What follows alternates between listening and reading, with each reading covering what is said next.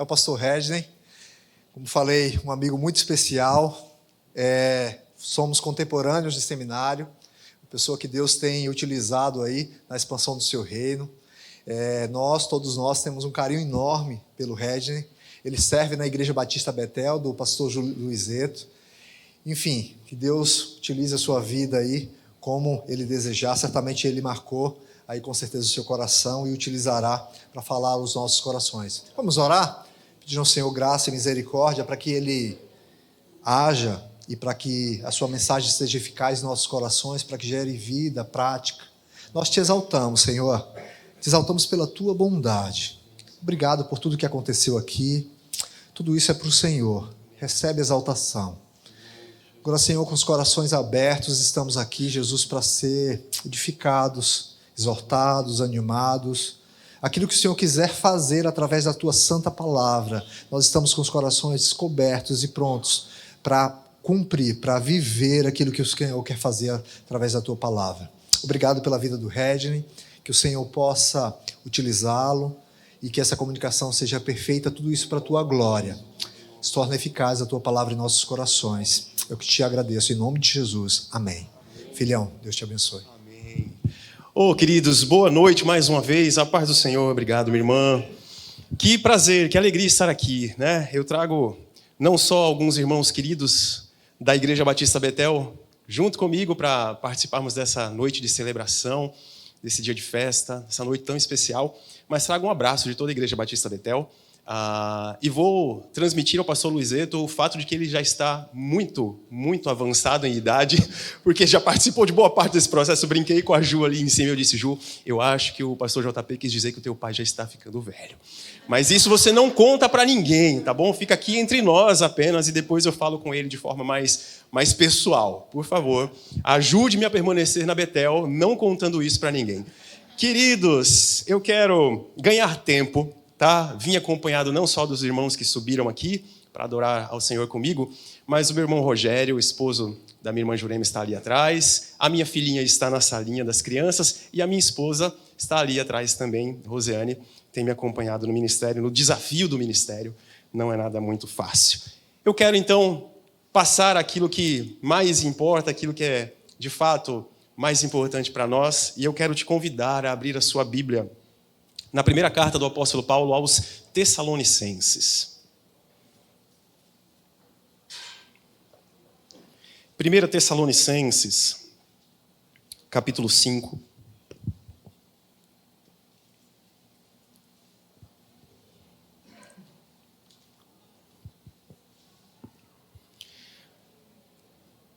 Nós vamos meditar, Deus assim permitindo, a partir do versículo 12. Já são as instruções finais do apóstolo Paulo aqui à igreja em Tessalônica. Enquanto você abre, ou enquanto você acompanha aqui a projeção, acho sempre muito importante nós pensarmos, antes de entrarmos propriamente dito no texto, pensarmos no contexto, porque o contexto sempre nos ajuda a entender melhor aquilo que o autor bíblico está falando para nós. Eu tenho convicção de que você já conhece essa carta e que você tem consciência de como essa igreja nasce na cidade de Tessalônica. Caso você esteja um pouco esquecido, eu quero então lembrá-lo de como esse processo se dá. Porque, meus irmãos, assim como nessa igreja aconteceu e em todas as igrejas acontecem, há sempre um processo que envolve homens. E olha que privilégio fazermos parte do processo de Deus, no mover do Senhor, no agir de Deus, na vida da sua igreja espalhada sobre a face da terra. Aqui houve parte desse processo, alguns nomes foram mencionados, outros que não foram citados nessa noite, certamente também fazem parte da história dessa igreja. E a igreja em Tessalônica também nasce a partir de um processo. Mas veja só, de forma muito interessante, não era parte do plano de Paulo. O texto, no livro de Atos, no capítulo 16 e no capítulo 17, nos dá uma ideia de como a igreja em Tessalônica tem o seu surgimento, o seu nascimento. Porque o texto vai mostrar para nós que quando Paulo está intentando, planejando no seu coração, se deslocar na direção da Ásia ou da província da Ásia, tentando estabelecer ali naquela região um trabalho missionário, Nessa sua segunda viagem missionária, o Espírito de Deus fala com o apóstolo Paulo. E numa visão, Paulo vê um homem clamando, pedindo que eles passassem a Macedônia e fossem realizar ali então o trabalho missionário, amando e sob a direção do próprio Deus. Paulo, como um bom homem de Deus, automaticamente abre mão dos seus planos, embora o desejo missionário de ir para a região da Ásia fosse muito saudável, admirável e necessário. O apóstolo Paulo, como um bom homem de Deus, abre mão da sua própria vontade para se submeter à direção de Deus. E esse é o primeiro ponto que nós precisamos sempre nos lembrar. Todo o trabalho de Deus deve nascer por base da direção de Deus. Meus irmãos, não adianta nada nós termos o coração repleto de boas intenções se essas boas intenções não estiverem dentro do propósito de Deus. Então, o primeiro ponto que chama a nossa atenção antes de nós pensarmos no texto de 1 Tessalonicenses capítulo 5 é entendermos que essa igreja na região de Tessalônica nasce porque Deus assim determinou. Quando Paulo tem essa visão e decide então ir com Silas para a região da Macedônia, entrando no continente europeu, assim que ele toma essa decisão de obedecer a Deus, Deus escancara as portas ali naquela região. E nós podemos ver isso no texto bíblico, porque assim que o apóstolo Paulo vai a caminho da Europa, vai a caminho da Macedônia, conversões acontecem, porque Deus sustenta a sua obra, e Deus é aquele que acrescenta todos os dias o que hão de ser salvos, os que hão de ser salvos. O próprio livro de Atos, lá no capítulo 2, vai mencionando para nós que à medida que os discípulos, os apóstolos, permaneciam firmes na comunhão, no partir do pão e na doutrina dos apóstolos, Deus lhes acrescentava diariamente os que haveriam de crer. É isso que tem acontecido sobre a face da terra. É isso que tem acontecido aqui e que pode acontecer de forma ainda mais constante, ainda mais frequente, ainda mais intensa. O apóstolo Paulo entra ali na Macedônia, vai para a cidade de Filipos. E quando ele chega em Filipos, ele vai encontrar com uma comerciante de púrpura. E então Lídia se converte. Ela aceita a palavra do Senhor Jesus, é alcançada pelo Evangelho. Uma igreja muito provavelmente nasce ali, na casa de Lídia. Mas não somente isso, não fica nessa mulher de posses, uma escrava tomada por um espírito maligno, diz o texto bíblico, que era fonte de lucro para os seus senhores, também é alcançada pelo poder do Evangelho. E agora nós já temos duas pessoas salvas, pelo menos nominalmente mencionadas. Lídia e uma ex-escrava dominada por Satanás, não só escrava dos homens, mas escrava do diabo. Duas libertações acontecendo imediatamente, assim que Paulo entra em obediência na região da Macedônia. E não para por aí, um grande tumulto se instala. Então o apóstolo Paulo é preso, e quando aquele carcereiro que está cuidando, vigiando de Paulo, vê que todas as coisas estão acontecendo, mas aquele homem não foge, e Paulo não permite que ele tire a sua própria vida. Então, o evangelho também alcança aquele carcereiro e alcança a sua família. E nós já temos agora não mais duas pessoas, mas nós temos um homem e toda a sua casa rendidos aos pés do Senhor. Irmãos, essa é a realidade quando o Senhor decide instalar, inaugurar uma obra em qualquer lugar que seja. Assim como aqui, na Igreja Batista em Jardim Primavera. As conversões são fruto de obediência, são fruto de sensibilidade à direção de Deus, à voz de Deus, às instruções de Deus. E se nós nos mantivermos atentos à voz do Senhor, à palavra de Deus, às instruções, às orientações do Senhor, aquilo que o Espírito de Deus quer fazer, nunca faltará conversão, quebrantamento, libertação, arrependimento. Amém? Por isso, precisamos nos manter sensíveis à direção de Deus. Nunca endurecermos o nosso coração e nunca, em hipótese alguma, colocarmos a nossa vontade e os nossos planos à frente da direção de Deus. Mas nem tudo é fácil. Quando o apóstolo Paulo vive essa realidade, ele vai sair de Filipos e ele vai em direção a Tessalônica, que é a cidade onde essa carta precisa chegar. E olha, meus irmãos, quando Deus está no negócio, as portas realmente se abrem e as dificuldades vão sendo vencidas uma a uma. Eu acredito que você possa testemunhar disso.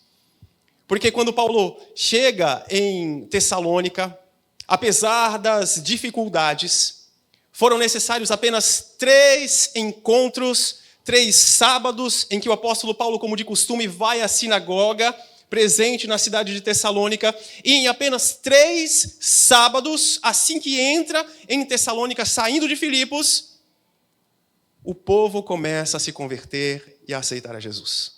O texto bíblico vai mostrar para nós, Atos capítulo 17, que o mover de Deus era tão grande, tão extraordinário naquele lugar, que muitos judeus, muitos gregos e também alguns outros espalhados por aquele lugar, muitas mulheres de alta posição ou de alta condição financeira, rendem-se ao evangelho. E começa a nascer mais uma vez uma igreja, agora não em Filipos, mas em Tessalônica. Só que a oposição sempre vem. Você não pode cair no engano de pensar que Satanás vai dar de mão beijada, como nós costumamos dizer, aquelas vidas que estão escravizadas por ele. Então ele vai mover todo um ambiente, ele vai levantar aqueles que não se rendem, que permanecem de coração endurecido. E isso acontece em Tessalônica. Há um tumulto, há um levante. E aqueles judeus enciumados, diz Lucas, escrevendo em Atos capítulo 17, promovem uma rebelião, um motim. A cidade fica alvoroçada. Eles invadem a casa onde teoricamente estava o apóstolo Paulo, arrancam Jason e alguns outros ali de dentro daquela residência, tentando prendê-los ou quem sabe até matá-los no meio da multidão. Paulo é preservado.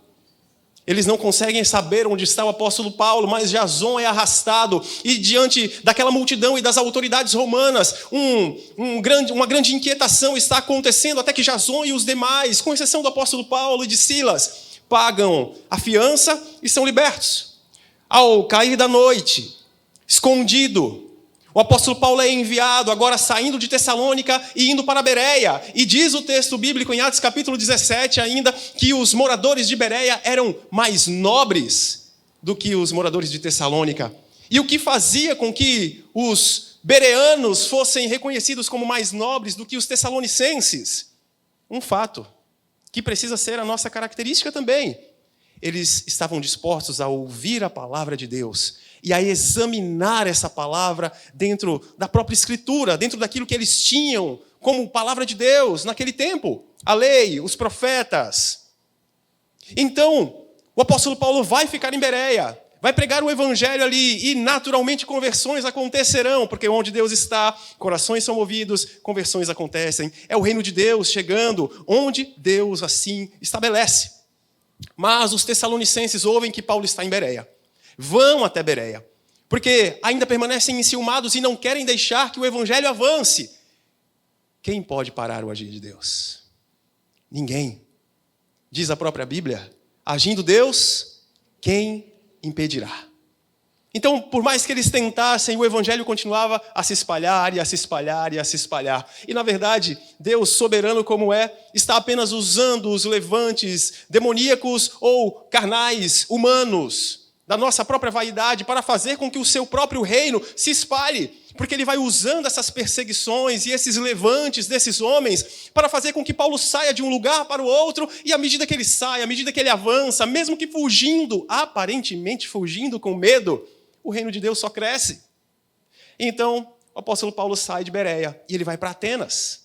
Quando ele chega em Atenas, na Grécia, ele vai fazer aquela investigação preliminar, como de costume, e ele vai enxergar aquele altar ao Deus desconhecido. Você conhece a história. E Paulo vai utilizar daquelas referências para mais uma vez anunciar o evangelho. Ele entra no aerópago, prega a palavra de Deus, e os gregos ficam dizendo, olha, conte-nos mais a respeito disso. Irmãos queridos, esse é um pano de fundo. Nós temos agora informação suficiente para saber que durante essa segunda viagem missionária do apóstolo Paulo, mesmo que a princípio a contragosto, planejando ir para a Ásia, Deus o impele, o impulsiona a ir para a Europa, a ir para a Macedônia, e Deus vai abrindo as portas, movendo os corações e atraindo as pessoas que ele quer alcançar com o poder do evangelho. Nós sabemos que essa carta, então, é escrita alguns anos depois da igreja ser ali inaugurada em Tessalônica. Porque, como eu contei para você, Paulo precisa sair correndo de Tessalônica. Quase morto, procurado, caçado, como se fosse um criminoso. E o coração do apóstolo Paulo é um coração pastoral. Ele sai de Tessalônica, mas Tessalônica não sai do seu coração. Paulo fica aflito por não saber o que aconteceu com aquela igreja. com quem ele só teve contato durante 3 sábados de pregação na sinagoga. Ele sabe que aqueles irmãos foram convertidos ao Evangelho. Ele sabe que aquela igreja foi firmada, fundada lá. Ele tem notícias a respeito daquele povo. Mas como está aquela igreja, afinal de contas, depois de algum tempo?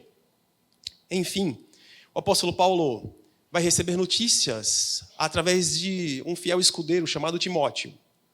E ele conta isso aqui na sua primeira carta aos Tessalonicenses. Finalmente, quando Timóteo traz as notícias a respeito da igreja em Tessalônica, Paulo fica parcialmente feliz, contente, em paz, mas também fica parcialmente incomodado com algumas das notícias que ele recebe. Porque, meus irmãos, toda igreja passa por dificuldades. Eu tenho convicção de que a Igreja Batista em Jardim Primavera não é exceção. Toda igreja tem as suas dificuldades, as suas particularidades, a menos que isso só seja na Betel.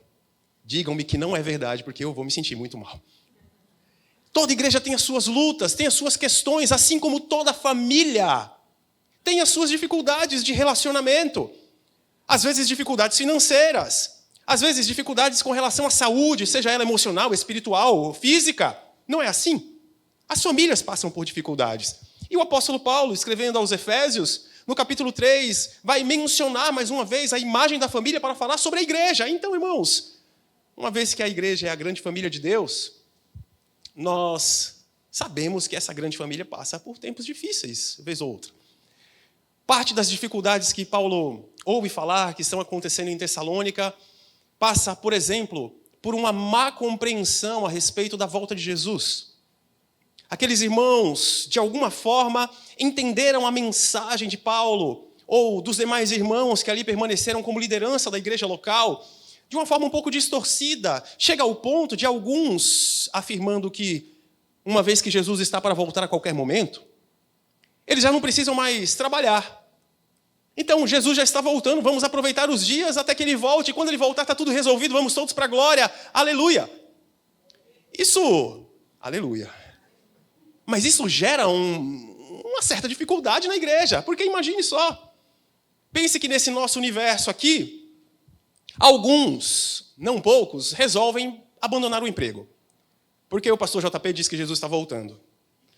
E que Jesus pode voltar a qualquer momento. Então, se Jesus vai voltar a qualquer momento, eu não vou mais me preocupar em trabalhar, porque trabalhar é coisa dessa vida e eu quero agora a glória eterna. E eu quero viver e caminhar nas ruas de ouro, eu quero desfrutar dessa presença manifesta de Deus. Eu não vou mais trabalhar, vou sair do emprego amanhã, eu peço demissão. Não faça isso, eu não estou te aconselhando a fazer isso, não. Mas eles fizeram. Venderam suas propriedades, abandonaram seus bens e passaram, obviamente, a ter dificuldades. Porque Jesus não voltou dentro do tempo que eles esperavam. Dentro da má compreensão deles acerca da volta de Jesus.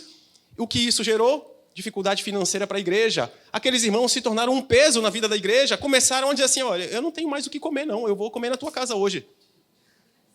E eles ficavam então dando essas dificuldades no meio da igreja do Senhor. Uma outra questão relacionada ainda à volta de Jesus e mencionada pelo apóstolo Paulo no capítulo 4 de 1 Tessalonicenses, é que alguns daqueles irmãos entenderam que talvez os seus entes queridos que morreram antes de Jesus voltar estariam sofrendo algum tipo de pena, de perda, quanto aos que estariam vivos na volta de Jesus. Então, a cabecinha deles girava mais ou menos assim, bom, fulaninho de tal, meu pai, minha mãe, meu ente querido, morreu e Jesus não voltou ainda. Meu Deus, quando Jesus voltar, ele estará numa posição inferior quanto àqueles que estiverem vivos.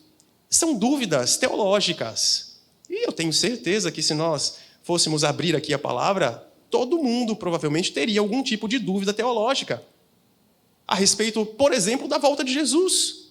Tem milênio ou não tem milênio? A igreja passa pela tribulação ou não passa pela tribulação? Vocês são muito inteligentes, estudiosos da palavra de Deus, eu sei que vocês têm resposta para tudo isso. Então, depois, por favor, me dê certeza se a gente passa pela tribulação ou se não passa, porque eu não tenho muita convicção a respeito disso, embora tenha a minha posição escatológica, não há muito como bater o martelo. Mas a igreja tinha dúvidas, porque a igreja continua tendo algumas dúvidas. Só não podemos ter dúvida a respeito da salvação. Pela fé em Cristo Jesus, isso é inegociável. Agora, algumas outras questões realmente ficam no ar. E esses irmãos estavam com essas dúvidas, que não paravam por aí. Paulo precisa responder a mais algumas questões e trazer esses irmãos de volta ao eixo, de volta ao trilho, mostrando para eles, inclusive, que o próprio apóstolo Paulo era uma autoridade levantada por Deus, que aqueles que difamavam a sua autoridade, na verdade, estavam com inveja e desejavam enfraquecer a própria mensagem do evangelho ministrada por Paulo. Paulo precisa combater alguns insubordinados. Toda igreja tem algum insubordinado, insubmisso. Não aponte para ninguém, pelo amor de Deus. Toda igreja tem. E o apóstolo Paulo precisa tratar desse assunto aqui nessa primeira carta, falando a respeito da necessidade de se submeter às lideranças instituídas por Deus. Olha, irmãos, esses são alguns dos aspectos tratados por Paulo nessa primeira carta. Agora que a gente sabe de bastante coisa, ou que a gente lembrou de bastante coisa, eu quero voltar com você para o texto bíblico para que nós possamos pensar nessas coisas. Porque a maneira como os tessalonicenses se apegam ao evangelho é linda. Depois, com mais tempo, porque o meu tempo não permite, leia 1 Tessalonicenses capítulo 1. Capítulo 1, a partir do versículo 2 até o versículo 10, e você vai ter uma boa dimensão da maneira como esses irmãos se apegam à fé e começam a trabalhar avidamente, empolgadamente, com relação à obra de Deus. É lindo, Paulo não duvida por um só segundo da conversão e da fé genuína desses irmãos. Mas ele precisa trabalhar algumas questões. É justamente em algumas dessas questões que eu quero trabalhar com vocês. Porque quando nós olhamos aqui 1 Tessalonicenses capítulo 5, a partir do versículo 12, as instruções finais de Paulo tocam em pontos que todos nós precisamos trabalhar, tratar, à medida que a igreja vai caminhando. Olha, irmãos, com muito amor no meu coração. E muito feliz, porque eu não conheço nenhum de vocês. Então eu não preciso me preocupar com absolutamente nada dos nossos relacionamentos, que eu tenho certeza não serão abalados, afetados dentro da exposição dessa noite. Todos nós precisamos olhar para esses pontos aqui, que fazem parte da vida da igreja. Quanto mais a igreja avança, quanto mais o povo de Deus caminha, quanto mais os anos passam, 56, por exemplo, mais alguns desses pontos são ressaltados. Então, olhe comigo a partir do versículo 12. Agora lhes pedimos, irmãos, que tenham consideração para com os que se esforçam no trabalho entre vocês, que os lideram no Senhor e os aconselham. Tenham-nos na mais alta estima, com amor, por causa do trabalho deles. Vamos fazer uma primeira pausa dentro desse texto. Porque aqui nesses 2 versículos, o apóstolo Paulo está voltando a sua atenção para o primeiro tipo de relacionamento que existe dentro da igreja do Senhor. É a maneira como a igreja de Deus se relaciona com a liderança de Deus no meio do seu povo. Nós podemos olhar essa liderança num primeiro momento, na figura pastoral, ou num segundo momento, com os líderes, coordenadores de ministério, diáconos, por exemplo. Uma liderança constituída por Deus.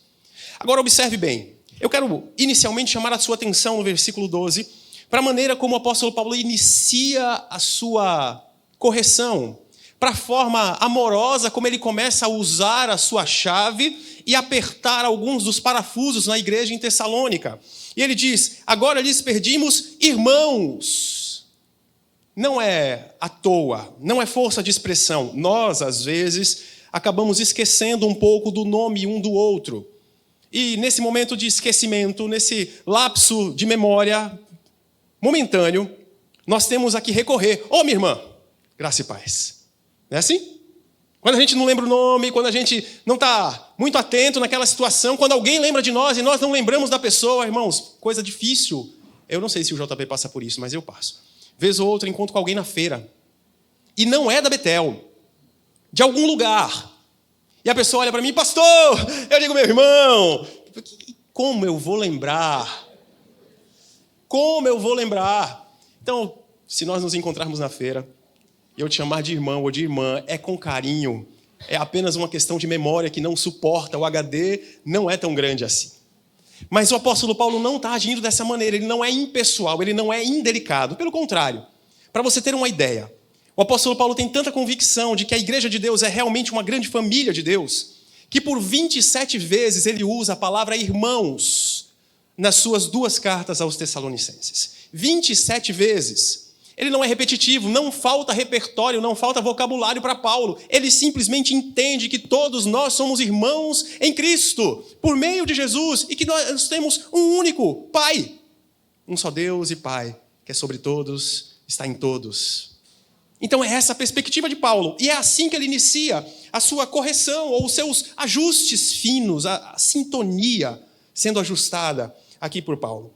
Agora então lhes pedimos, irmãos, que tenham em consideração ou em alta estima, como ele vai mencionar, para aqueles que se esforçam no trabalho entre vocês. 2 questões iniciais. A primeira, quando ele fala sobre uma liderança espiritual no meio da igreja de Deus, perceba as características de um verdadeiro líder de Deus. É alguém que se esforça no trabalho. É alguém que está entre nós. É alguém que nos lidera no Senhor. E é alguém que nos aconselha. São palavras importantíssimas para nós entendermos o que é a verdadeira liderança espiritual no meio do povo de Deus. Porque trabalho, esforçam-se no trabalho. Irmãos, quando o apóstolo Paulo escreve esta carta, e assim como todo o restante do Novo Testamento, ele o faz na língua grega. JP é fera em grego. E essa expressão, a maneira como Paulo está tratando o trabalho com esforço é muito interessante. Primeiro, que lá antigamente, lá no grego clássico ainda, antes de se tornar um grego popular, essa palavrinha significava ferida, ferimento, machucado, algo parecido com isso. Era o resultado de alguém que foi ferido por. Depois, com o passar do tempo, nós saímos do grego clássico e entramos no grego mais popular, naquilo que nós conhecemos como grego koiné. E esse grego comum trouxe um significado um pouco mais amplo, não só de uma ferida que foi feita em alguém, mas no trabalho tão desgastante, num trabalho tão exaustivo, que chega ao ponto de sugar todas as forças daquele que está trabalhando.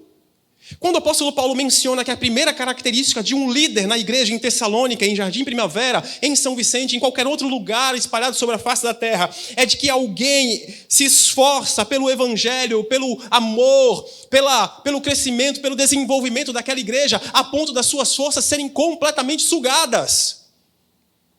Se você quer reconhecer um líder de Deus, alguém que Deus realmente tem estabelecido no meio do seu povo, esse alguém se dá totalmente, se doa inteiramente e não tem reservas. Ele chega ao ponto de ser ferido, se for preciso, para que o evangelho avance. E essa é a característica de Paulo, é ou não é?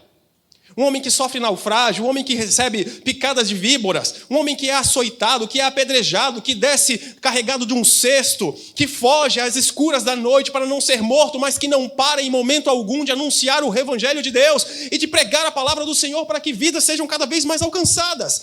Essas são marcas de um líder verdadeiro na igreja do Senhor. Depois, o apóstolo Paulo menciona que essas pessoas não só se esforçam arduamente no trabalho, mas que essas pessoas estão entre nós. Não é alguém que se coloca numa posição inalcançável. Não é alguém que ocupa um trono em que toda a igreja, todo o povo de Deus precisa se curvar e beijar os meus pés ou beijar a minha mão, o meu anel. Na verdade, a liderança bíblica, a liderança espiritual, é de alguém que serve. Liderar é serviço. Então o apóstolo Paulo está falando que, embora sejam líderes, esses líderes se desgastam tanto que eles fazem parte do convívio com todo o povo de Deus. Porque líder espiritual tem cheiro de ovelha. Caminha com ovelha, sabe quem é ovelha, discerne quem é lobo, quem é ovelha. O verdadeiro líder de Deus, a pessoa que Deus tem levantado, seja para pastorear a igreja, seja para conduzir um ministério, tem que ser alguém que tem características presentes na Escritura. Aliás, deixa eu expandir um pouco mais isso. Porque quando nós saímos da carta aos Tessalonicenses, aqui na primeira carta, e nós lembramos, por exemplo, um episódio em Atos capítulo 6, havia uma demanda entre as viúvas de fala grega e as viúvas judias. E a questão era que uma delas estava sendo mal atendida na divisão, no repartir dos alimentos. Então os apóstolos resolvem instituir ali o primeiro corpo diaconal. E você lembra quais são as características que aqueles diáconos precisavam ter para serem de fato responsáveis pelo trabalho de servir as mesas das viúvas? Homens cheios do Espírito Santo, cheios de sabedoria e de bom testemunho. Irmãos, se nós atentarmos mais para as características que um líder precisa ter, ainda que para servir a mesa, não estou falando sobre servir a ceia, estou falando sobre servir mesas, num jantar, na distribuição de um alimento, de uma cesta básica da ação social da igreja. Se nós observarmos que cada uma dessas pessoas que ocupam posição de destaque, de liderança, precisam, no mínimo, serem cheias do Espírito Santo, serem cheias de sabedoria e possuírem um bom testemunho para com os de fora, não só para com os de dentro, nós evitamos inúmeros problemas. Paulo está falando sobre isso. Ele está falando sobre verdadeira liderança na casa de Deus. Então ele menciona que essa liderança está no meio do povo, veio do meio do povo. Depois ele diz que os lideram no Senhor. Ele está falando sobre uma condução. Ele está falando sobre um povo que consegue direcionar, que consegue presidir. Talvez a sua versão traga presidem. Essa presidência, essa liderança, essa condução é como um pastor que apacenta. Ele vai tocando, ele vai apontando a direção, vai apontando o caminho. Porque se tem uma coisa que a ovelha tem a capacidade de fazer, é se afastar, é se distanciar, é se perder, é se distrair com as coisas que acontecem à sua volta. Então ele está mencionando que um bom líder espiritual é aquele que vai apontando a direção. Para cá não, vai tangendo o rebanho. Depois ele diz que quem lidera, lidera no Senhor. Uma verdadeira liderança espiritual não lidera para o seu próprio interesse, não lidera por suas ambições egoístas, não lidera para alcançar lucro desonesto, não lidera para extorquir as ovelhas, tirando delas tudo aquilo que elas têm, mas conduz, orienta, tange, apacenta, a ponto de ensinar a importância dos dízimos, das ofertas, a despertar no coração dessas ovelhas o desejo prazeroso de dar com alegria daquilo que Deus tem concedido, por exemplo, quando falamos a respeito de dízimos e ofertas, de recursos materiais.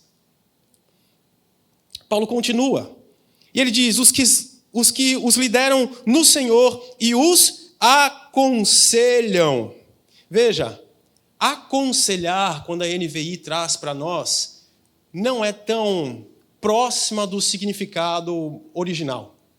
Porque esse aconselhar, ele tem mais a ver com endireitar. O aconselhar está mais relacionado a trazer de volta para o trilho. Esse aconselhar está mais relacionado a admoestar. Está muito mais relacionado a trazer um conserto na rota, na direção, no modo de vida. Porque a boa liderança não está muito preocupada em ser popular. Um líder espiritual não tem como maior preocupação da sua vida fazer amigos, embora ter amigos seja algo muito bom. Eu costumo pensar, irmãos, vou me esforçar o máximo que eu puder para ter paz com todos e para não ter nenhum inimigo no meio da casa de Deus. Mas todas as vezes que eu subir para pregar ou que eu parar para ensinar, eu nunca vou pensar nos meus amigos. Eu sempre vou pregar o Evangelho, ainda que aquilo vá doer em alguém, assim como precisa doer em mim. Então Paulo está falando que ele não faz questão de ser politicamente correto. Quando é preciso, ele endireita, ele ajusta, ele chama, ele usa o seu cajado para puxar aquela ovelhinha e colocá-la de novo nos trilhos. E isso é papel de uma verdadeira liderança espiritual. E olhe, eu não estou falando apenas da figura pastoral. Eu estou abrindo esse campo para falar sobre toda a liderança da casa de Deus. Então, se você faz parte da liderança dessa igreja, esse ponto da palavra é para você também.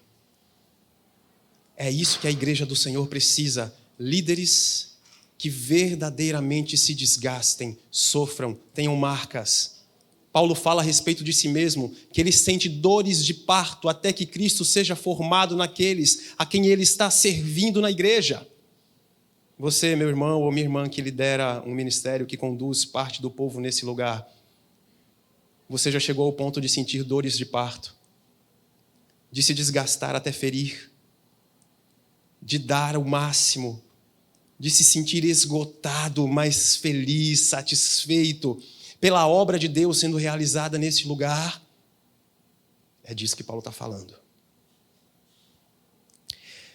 A partir do momento que nós vemos que a igreja precisa de uma boa liderança, a partir do momento que nós vemos que liderar é imprescindível e que esses líderes o fazem de acordo com a autoridade que Deus deu, pelos propósitos de Deus, nós olhamos então como a igreja deve olhar para a sua verdadeira liderança.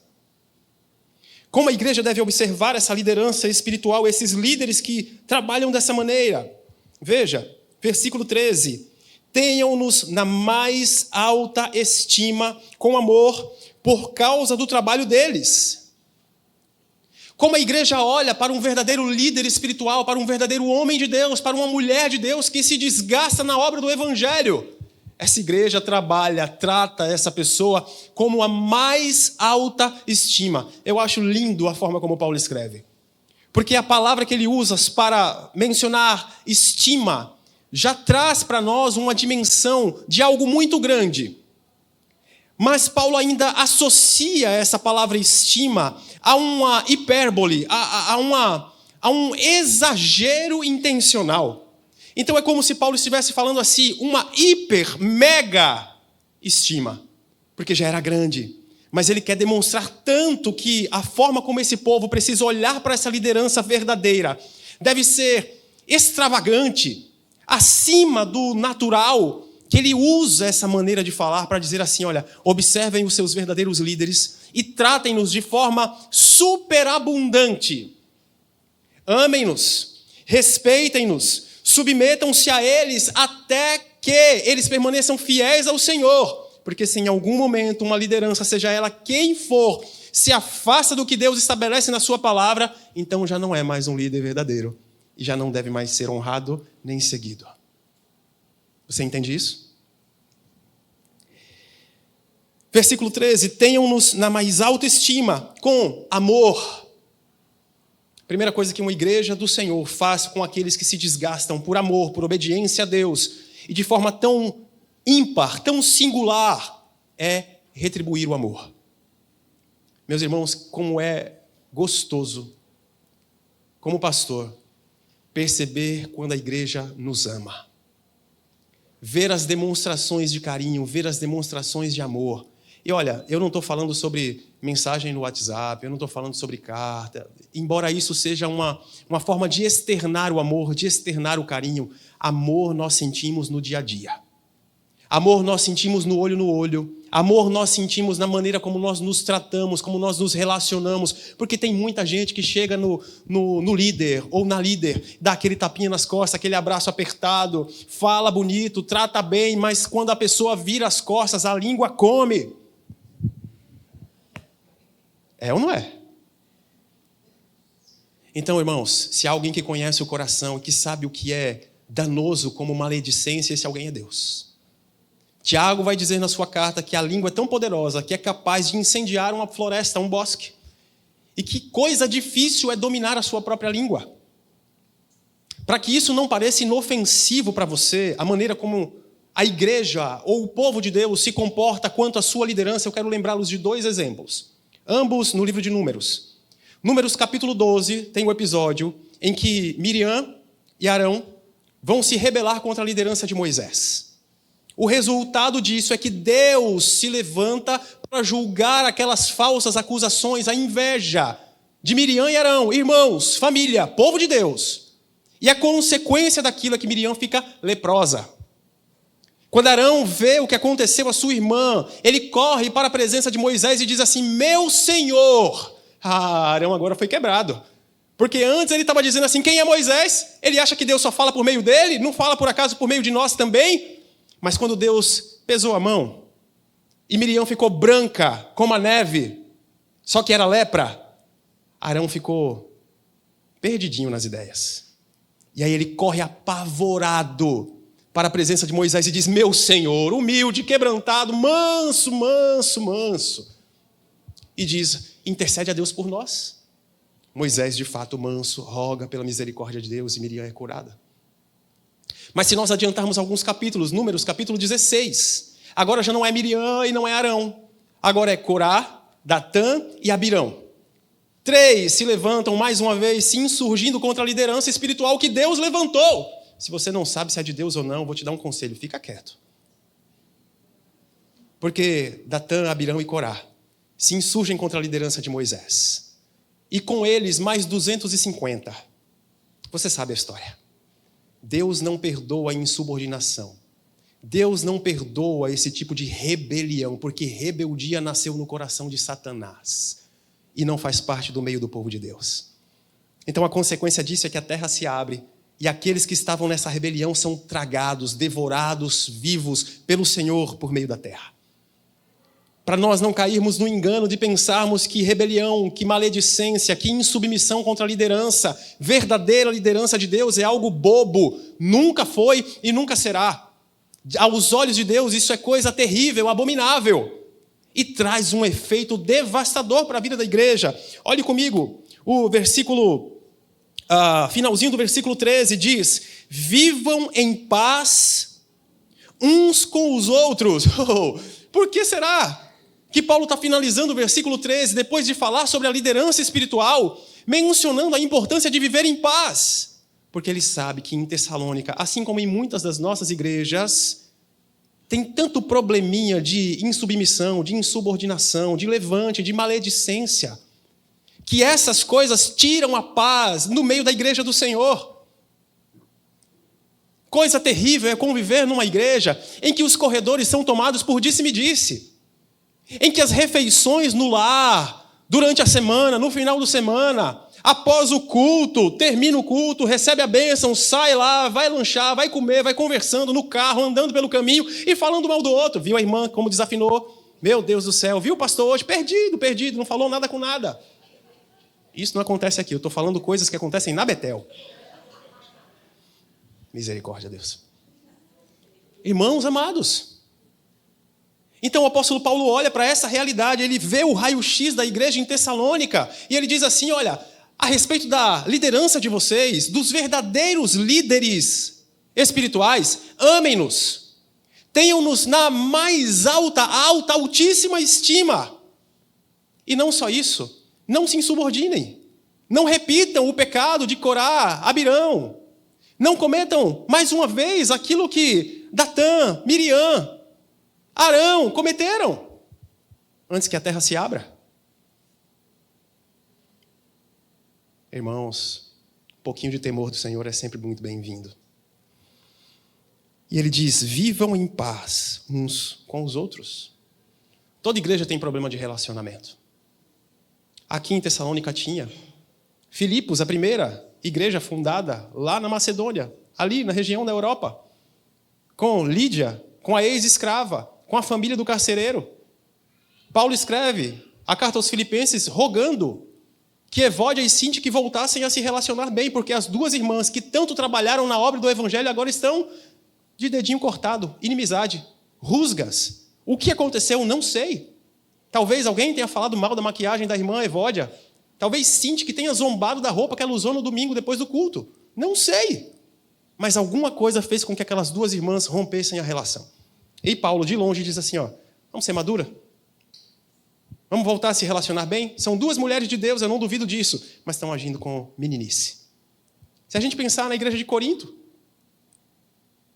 quanta dificuldade de relacionamento. Eu sou de Paulo, eu sou de Apolo, eu sou de Pedro, e eu sou de Cristo.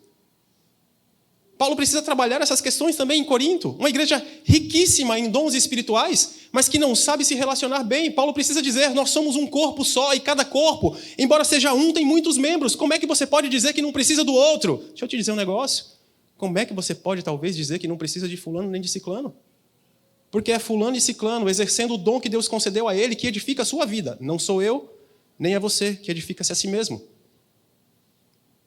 Então, relacionamento é algo extremamente delicado na igreja de Deus. Com 56 anos, então,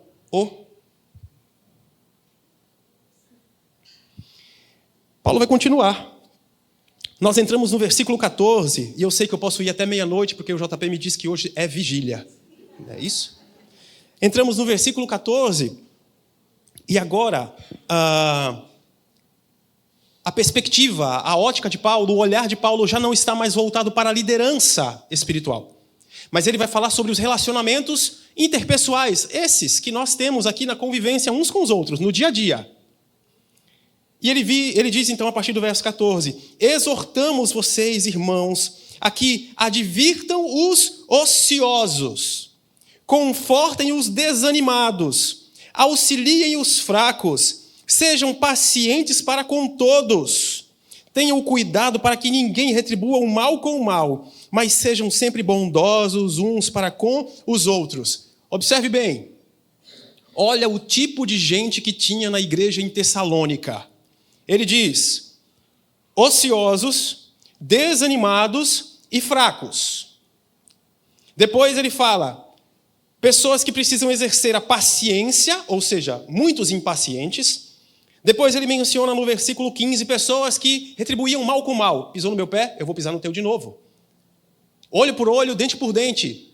Parece que os relacionamentos realmente na igreja em Tessalônica não eram os mais saudáveis. Então Paulo precisa mencionar essas características, porque toda igreja tem pessoas assim. Ociosos, aqueles irmãos que largaram o emprego, que deixaram de trabalhar, que deixaram de buscar o seu sustento e se tornaram peso financeiro para a igreja, causando problemas. Ociosos, insubordinados. Tem gente que se torna fardo para a igreja. Tem gente que pode até continuar trabalhando lá fora, secularmente, mas aqui dentro não trabalha mais. Sentou, cruzou as pernas, agora sente-se deitado em berço esplêndido e diz, eu não trabalho mais. E deixa eu te dizer um negócio. Ao longo dessa minha experiência pastoral, uma coisa que eu tenho percebido é a seguinte, crente que não trabalha, dá trabalho. Crente que decide ficar sentado de banco, observando, não fica só sentado adorando ao Senhor, fica sentado julgando, criticando, observando, mal falando. Então, crente que não trabalha, dá trabalho. Tem gente que é ocioso, está lá fora, trabalhando, ou não, mas aqui dentro torna-se um fardo. É peso. E nem para sustentar papel está servindo mais. Então, o apóstolo Paulo observa essa característica de uma igreja e diz assim, vamos parar de ociosidade? Vamos arregaçar as mangas? Vamos reconhecer os dons que Deus colocou sobre cada um de nós. Vamos servir, vamos trabalhar, vamos deixar de ser peso, vamos deixar de dar trabalho e vamos voltar a produzir, a ponto de ter o que dividir. Não sei se você lembra, mas quando Paulo escreve aos Efésios, no capítulo 4, e ele começa a mencionar a necessidade de se despir do velho homem, da velha natureza, e se revestir do novo homem que está em Jesus Cristo, ele diz, o que roubava, não roube mais. Antes trabalhe para ter o que repartir com os que precisam. Irmãos, trabalhar é uma bênção. Se você está desempregado ou esteve desempregado, você sabe quão importante é uma porta de emprego. Então, como crente em Cristo Jesus, valorize o emprego que você tem. E se nós observarmos essa realidade dentro da casa de Deus, é necessário que nós trabalhemos. Há um hino antigo que ele diz, vamos nós trabalhar. Somos servos de Deus. Trabalhar e orar. Eis a nossa necessidade. Há um estudioso, dentro do seu estudo, ele chegou à seguinte conclusão. 20% das pessoas que fazem parte da igreja do Senhor são as que trabalham. 80% das pessoas que fazem parte da igreja do Senhor são as que dão trabalho. Se você observar, talvez esse raciocínio ele tem uma certa lógica. Geralmente são as mesmas pessoas que fazem tudo na igreja. Quem toca, canta, depois de tocar e cantar, desce, aí vai para a salinha das crianças, aí cuida da cantina, faz alguma coisa, abre a igreja, fecha a igreja. É a realidade de poucos que fazem muito e de muitos que fazem pouco. É a regra 80-20. As nossas igrejas não podem obedecer essa regra, meus irmãos. Porque cada um de nós faz parte do corpo de Cristo e precisa edificar o outro. Porque é assim que o corpo de Cristo cresce e se desenvolve, à medida que cada um exerce o dom que Deus lhe concedeu. E isso não é uma opinião. Está escrito, Efésios capítulo 4. O apóstolo Paulo continua, depois de mencionar esses ociosos que abandonaram o trabalho supostamente esperando a volta de Jesus, ele diz, confortem os desanimados. Ó, irmãos, quem eram os desanimados? Talvez o segundo grupo que entendeu mal a respeito da volta de Cristo. O primeiro era aquele ocioso que estava dando trabalho e sendo peso, não trabalhava mais.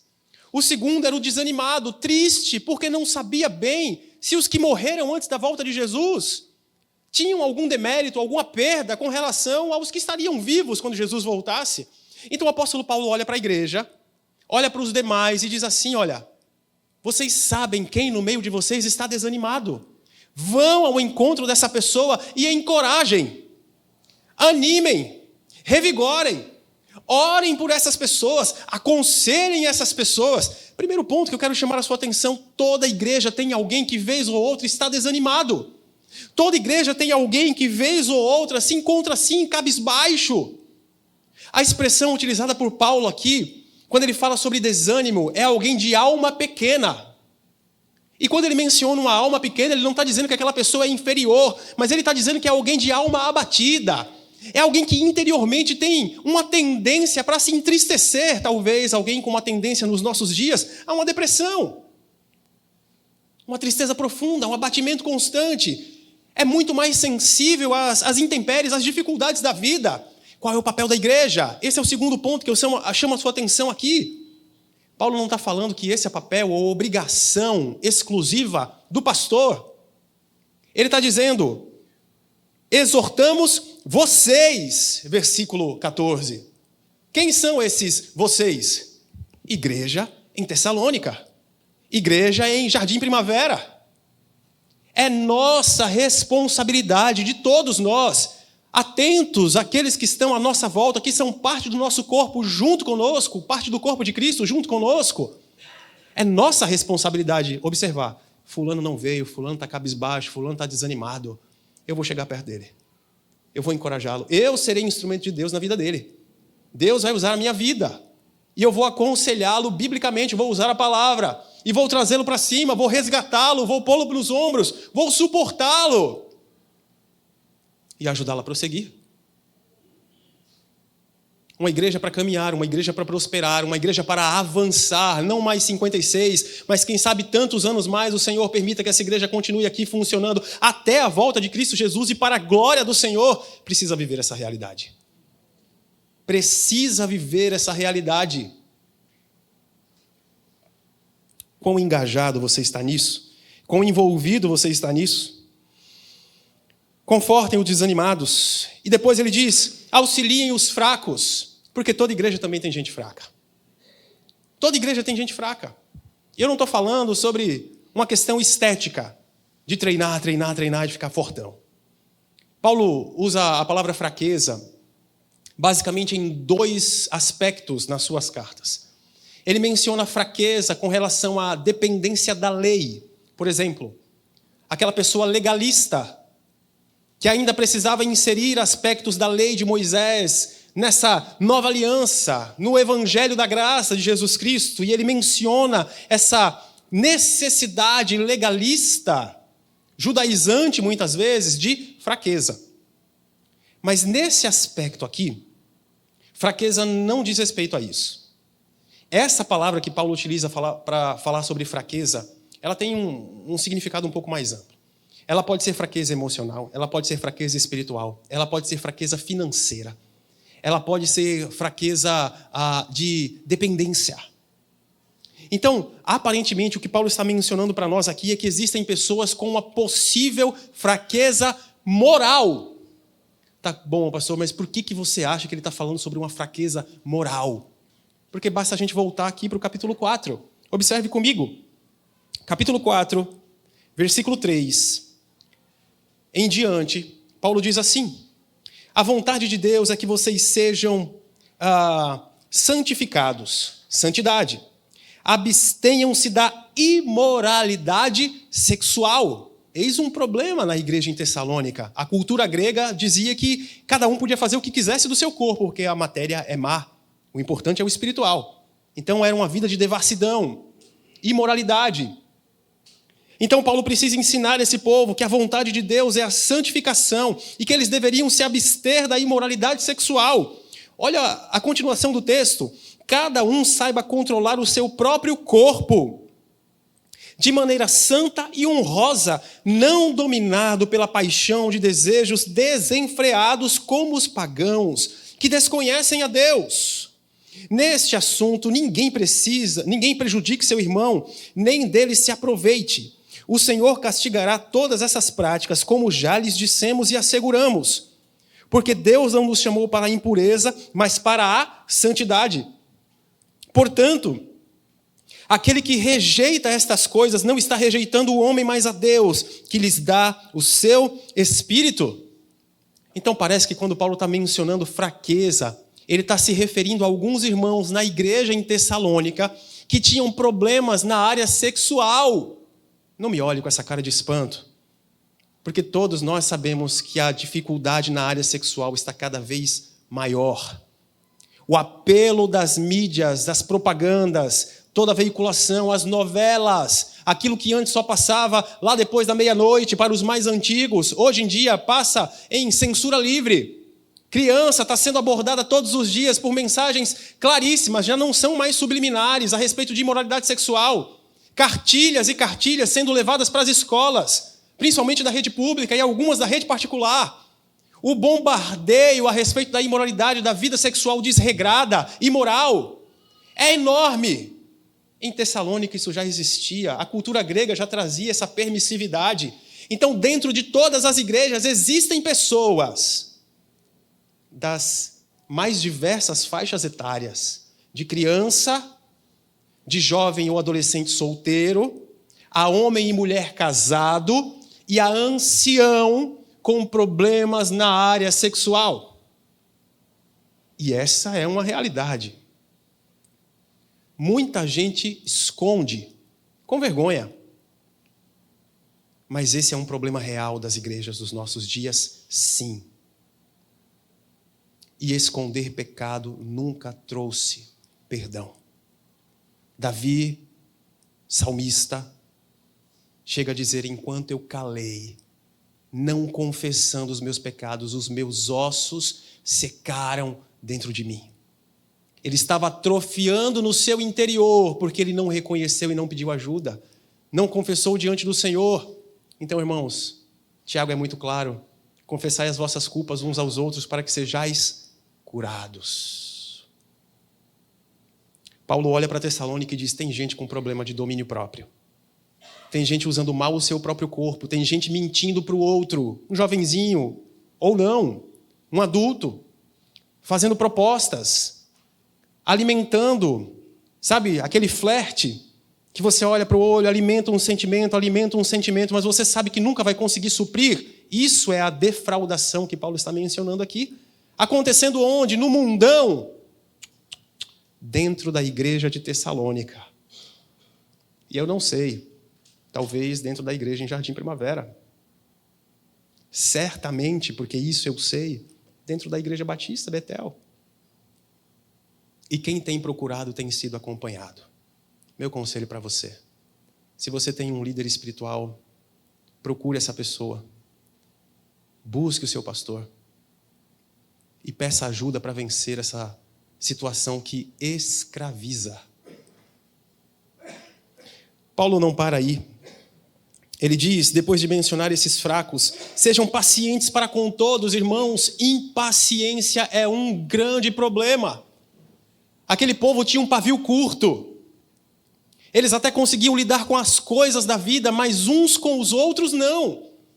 Então, na primeira oportunidade, pelo pavio ser curtíssimo, a bomba explodia. Então, como eles não conseguiam se relacionar bem, Paulo está olhando para eles e dizendo assim: olha, Sejam pacientes uns para com os outros. Veja o verso 15. Tenham cuidado para que ninguém retribua o mal com o mal, mas sejam sempre bondosos uns para com os outros, porque, irmãos, a falta de amor, a falta de paciência faz com que a gente devolva na mesma moeda.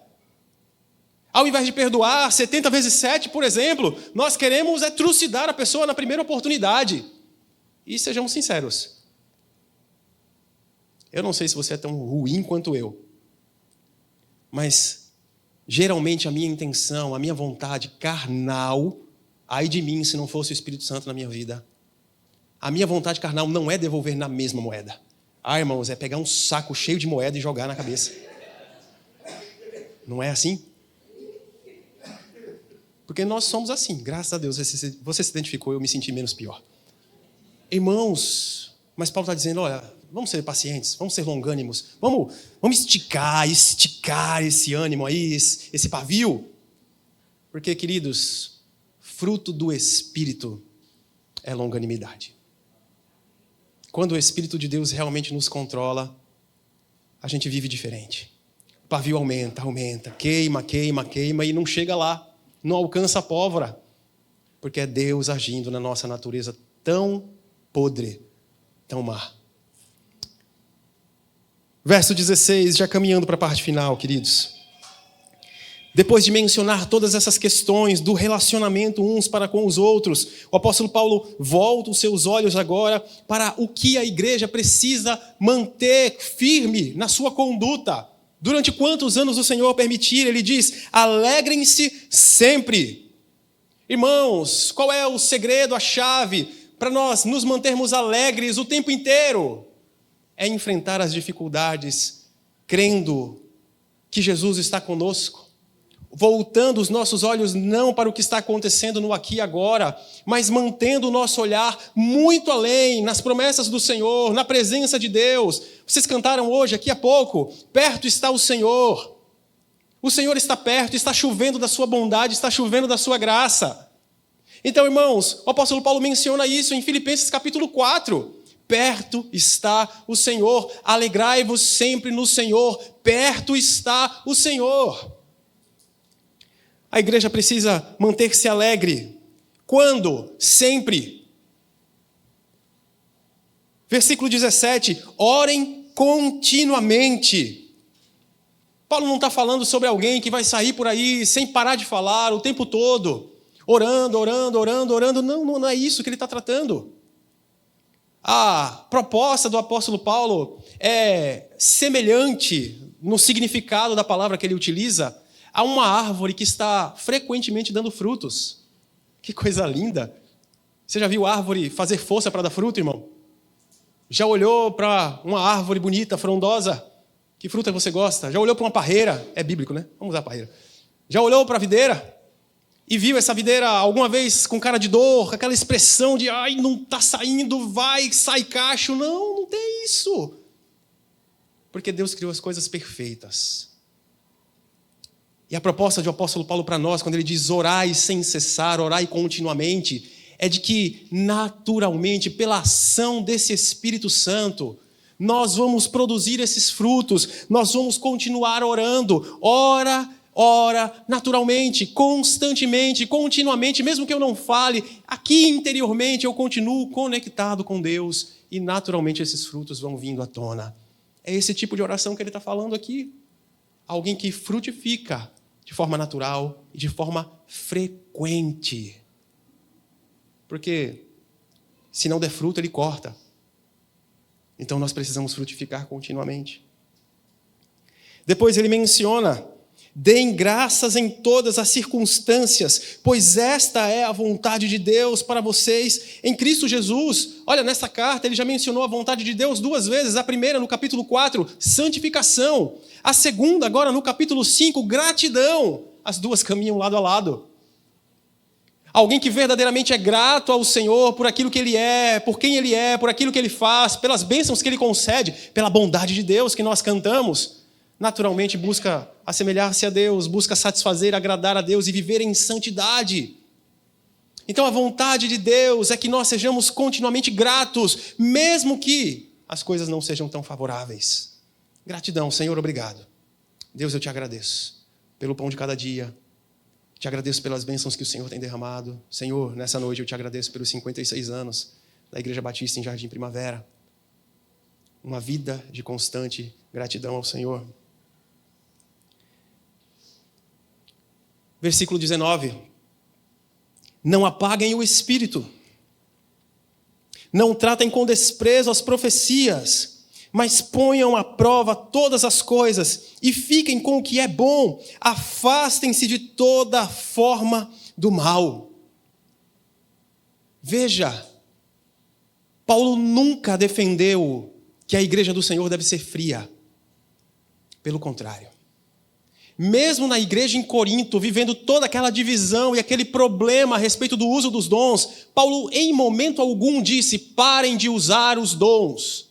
Ele só trouxe ordem para uma casa desorganizada, colocando cada coisa no seu devido lugar. Quem profetiza, agora. Fala em língua estranha, seja a língua dos homens, seja a língua angelical, que tem alguém que interprete, porque edifica a si mesmo. Ele saiu organizando a casa, ele não proíbe ninguém de usar os dons espirituais. Depois você pode ler a carta inteira e você verá que ele nunca proibiu o uso dos dons. É desejo do Senhor que a sua igreja seja fervorosa. Eu não estou falando sobre estardalhaço, eu não estou falando sobre desordem, eu estou falando sobre um coração realmente aquecido pela chama do Espírito Santo de Deus. O Senhor Jesus, no Evangelho de Mateus, escrito por Mateus, capítulo 24, vai dizer que, por se multiplicar a iniquidade, o amor de muitos esfriará. Agora ele olha aqui, o apóstolo Paulo, para a igreja em Tessalônica, e ele diz, não apaguem o Espírito. Irmãos, a figura que Paulo usa para falar sobre apagar, é como se alguém estivesse ali desinflamando algo que está inflamado. É como se você estivesse tomando alguma coisa, utilizando-se de um artifício para tirar aquela inflamação. É um termo médico, para mostrar que é possível arrefecer, esfriar, pensando na figura da chama, típica da ação do Espírito Santo, que é fogo, que aquece, que purifica. É alguém que está jogando areia, é alguém que está jogando água. Tem crente que anda por aí com extintor de incêndio. Ao invés de alimentar a chama, de fazer como a Escritura diz lá no Antigo Testamento, e a chama arderá continuamente e não se apagará. Ao invés de alimentar com adoração, com meditação na palavra, com vida de oração, com santificação, com relacionamentos saudáveis, tem gente que vai jogando areia. Alguém está lá trabalhando, orando, ministrando a palavra, e o outro está pensando em diversas outras coisas, e vai tentando apagar o fogo, jogando contra. Paulo olha para a igreja e diz assim, não apague o Espírito. Deixa o fogo do Espírito Santo queimar no coração. Deixa Deus incendiar, aquecer esse coração. Deixa o Senhor te conduzir a uma vida espiritual ainda mais íntima, mais próxima, mais genuína, mais desejosa da presença dEle. Deixa o Senhor te conduzir a águas mais profundas. Oh, meus irmãos, vocês já perceberam, né? Eu sou um pouco mais avivadinho. Mas sou batista. Porque a questão não é denominacional. A questão é relacional. Se eu me relaciono com Deus, esse Deus que é Espírito, segundo a sua palavra, 1 João, esse Espírito que Ele colocou aqui dentro, não fica quieto, não é amortecido, não é resfriado, não é enfraquecido. Quanto mais, todos os dias eu entro no meu quarto, fecho a porta desse quarto, em obediência ao que está lá em Mateus, capítulo 6, oro ao Senhor, ao Pai que me vem em secreto, e esse Pai que me vem em secreto me recompensa. Quanto mais todos os dias eu leio a sua palavra e Ele aquece o fogo, a chama no meu coração, mais eu quero a presença dEle. Então a proposta do apóstolo Paulo para a igreja em Tessalônica e para a igreja batista em Jardim Primavera é, não apaga o Espírito. Deixa essa chama queimar no seu coração, deixa o Senhor mover o seu coração, deixa arder ainda mais, ora para que Ele te encha ainda mais de dons espirituais e que esses dons sejam usados para o louvor da glória dEle.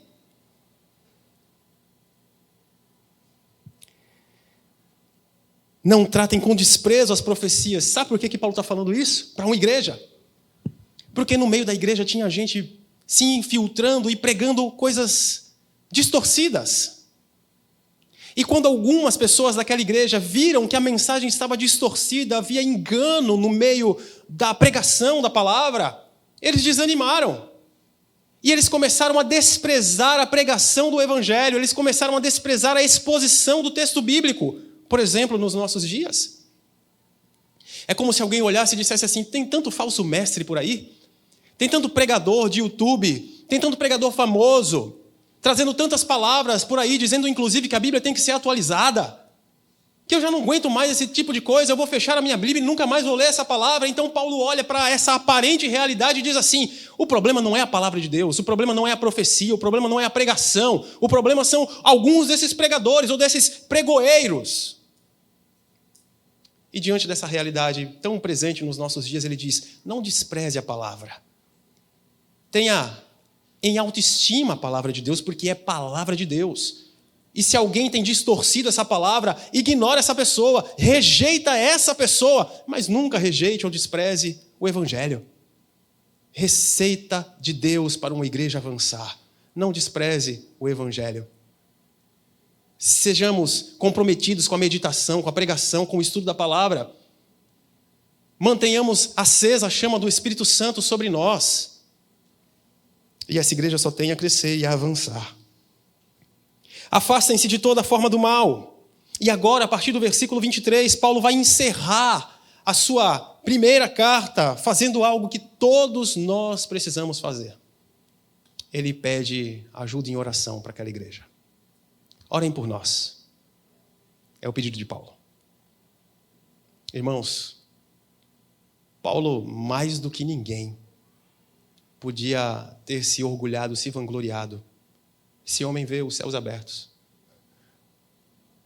Para que ele não se ensoberbecesse, ele mesmo diz: um mensageiro de Satanás veio esbofetear a sua face. Então ele tinha muito do que se vangloriar, de se achar independente, autossuficiente. Mas não é isso que ele faz, graças a Deus. Ele olha para aquela igreja, com ociosos, com fracos, com desocupados, com desanimados, com gente de pavio curto. Ele olha para aquela igreja com problemas de moralidade, de imoralidade. Ele olha para aquela igreja com dificuldade de manter a paz uns com os outros. E no final dessa sua palavra de ânimo, de encorajamento, de correção, ele diz: ore por mim. Eu concluo essa minha mensagem dizendo: igreja do Senhor, aqui em Jardim Primavera, ore mais. Se você já ora, ore mais. Ore mais pela sua liderança. Ore mais pelo seu pastor. Ore mais pela família dele. Ore mais pelos seus líderes ministeriais. Ore mais pelos irmãos que estão ao seu lado, aos irmãos que fazem parte dessa igreja. Vamos orar mais. Porque nenhum de nós é capaz de dar um único passo. Primeiro, se Deus não estiver conosco. E em segundo lugar, se nós não tivermos pessoas nos sustentando em oração. Testemunho, experiência própria. Ao longo dessa semana, compartilhei nos grupos de liderança lá da minha igreja, que não é minha, mas eu tenho o privilégio de fazer parte, dizendo onde eu estaria. Na sexta-feira, tive a oportunidade de pregar na PIB de Cubatão, também aniversário da igreja, 68 anos. E eu pedi para os diáconos, diaconisas da minha igreja, pedi para os líderes de ministério, para os diretores, orar. Eu disse: orem por mim. Peçam que Deus tenha misericórdia e use esse pecador para a edificação daquele povo lá. E eu disse: no domingo, Deus permitindo, estarei lá em Jardim Primavera. Orem por mim, porque eu quero ser bênção na vida desse povo. Amém. Irmãos, todos nós precisamos de alguém que dobre os joelhos e interceda por nós. Paulo termina essa carta assim. Não só chamando um povo a orar, mas dizendo: igreja do Senhor, vive orando continuamente. Desejo muito que você tenha observado esses pontos que fazem parte da nossa realidade, seja onde quer que nós estejamos reunidos como igreja. E que Deus, na sua infinita sabedoria, tenha ministrado ao seu coração. Talvez você seja o ocioso, que está dando trabalho sem trabalhar. Talvez você seja alguém que está fraco, caindo em pecados específicos, reincidentemente. Talvez você seja alguém de alma pequena, abatida. Talvez você esteja passando por uma tristeza tão grande por algum motivo. E que você precise de alguém que chegue do teu lado, que não grite de longe, ei, eu estou aqui. Mas alguém que vá ao seu lado, aí do seu ladinho, e abrace você e diga, nós vamos juntos. Talvez você hoje tenha a necessidade de segurar mais a sua língua. Talvez você hoje tenha a necessidade de olhar para a liderança da sua igreja e dizer, eu preciso amar mais. Tem os seus defeitos, porque todos nós temos, né, meu irmão? Mas eu preciso amar mais, eu preciso honrar mais. Talvez você seja um líder que tenha a necessidade nessa noite de dizer, eu preciso me doar mais, trabalhar mais, ser mais ferido e desgastado para que o Senhor faça a sua obra nesse lugar. Talvez o Senhor tenha te trazido aqui apenas para te dizer, não apague o espírito. Para de lutar contra o que eu quero fazer. Talvez o Senhor tenha te trazido aqui para te dizer, ore mais. Ore mais. Que o Senhor complete a sua obra na vida dessa igreja tão linda. E que até a sua volta, aquele que começou a boa obra e que é fiel para completá-la, de fato a complete. Que o Senhor te abençoe em nome de Jesus. Amém.